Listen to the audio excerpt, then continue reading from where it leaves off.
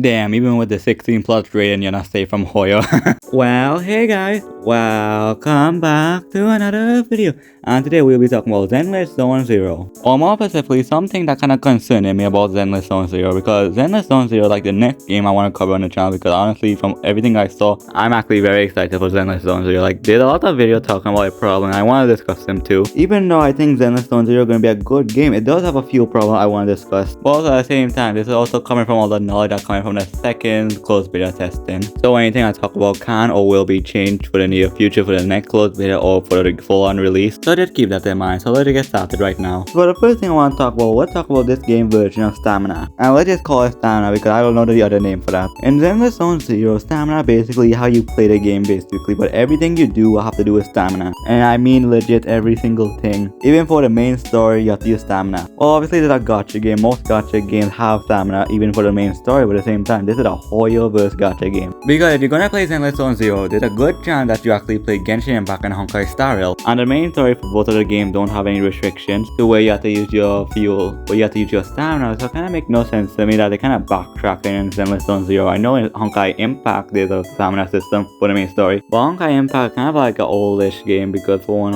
after Honkai or Genshin and Star Rail, so it kind of make no sense to me that how Zenless Zone Zero has that for the main story, where you have to use stamina to progress with the story. This might get changed for sure if they have a lot of backlash, but most likely that thing not going away. And even though they more feel at the same time and regen much faster, every 6 minutes you get 1 stamina back with a cap of 180 stamina, that's pretty solid. Okay, let's talk about my next problem. Not really a problem, one kind of concern I have like with all player base, and that is the little board game puzzle thing you have to solve. Like the little arcade little thing you have to do to before you enter the combat. Like there's a lot of it. So, like a big part of the game is doing those puzzles. And they look interesting for sure, but at the same time there's so much of it and they're so big. Sometimes it might get tedious at times because it can take a big bulk of your time up. Like I'll be honest, I think I wouldn't mind it for sure, but I think a lot of people might find that repetitive or not interested in it. But we have to find out when it comes out. And who knows, maybe when the game comes out, it probably won't be as unbearable as I think it's gonna be, or maybe they might shorten it a bit. Like it's gonna be interesting for sure. So we have to see. And then the next thing I want to talk about the combat, because I'll be honest, I actually really like the combat. And what I can see, basically everything is very easy in the game. The story is easy. Obviously it's a Hoyo game, it's not gonna be a really hard game. But also at the same time, it looks like you can get away with button mashing basically, because you can basically spam until you reach like one point of the game where it get really hard, to the point where you can't button mash and play brain dead, where you actually have to learn the mechanic and dodge properly or you die. And what I'm talking about is kind of like the roguelike game mode they have on the final stage. When you beat it, it actually can get really hard, and when you beat it, you can actually get modified to make it even harder. But basically on the final stage, so basically everything is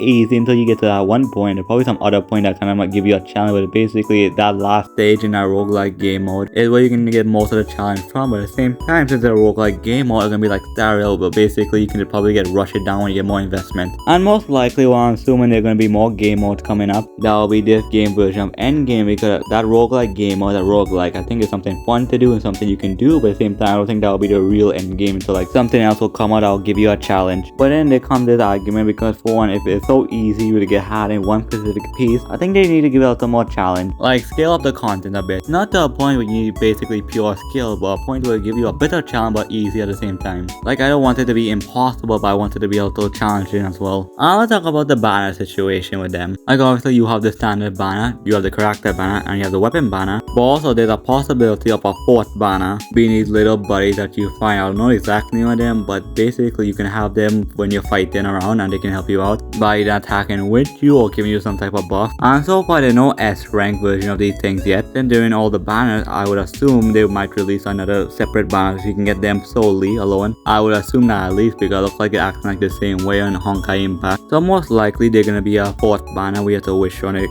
for like very good version of them, which is fine, but at the same time you're gonna take a lot of currency to get all those things, to wish on the character banner, to wish on the weapon banner, to wish on the other banners. Like obviously you most likely will just wish on the character banner only for like the new characters obviously, and most likely they're gonna be a lot of currency so you can wish on these banners for sure. But having those banners might be a little rough sometimes, because you might want to wish on them, because for one, I know some people will just recommend you wish on the character banner, but obviously sometimes you want to wish on the weapon banner, you want to, and maybe you might want to wish on this new fourth banner, we can get the cute little guys and they're really good for your team. But most likely, I'm pretty sure they can give you more resources than Honkai and Genshin, so that's a positive at least. And my final complaint is the fact that they nerfed Nicole boobs. Like damn, even with the 16 plus rating, she not safe from censorship, like damn.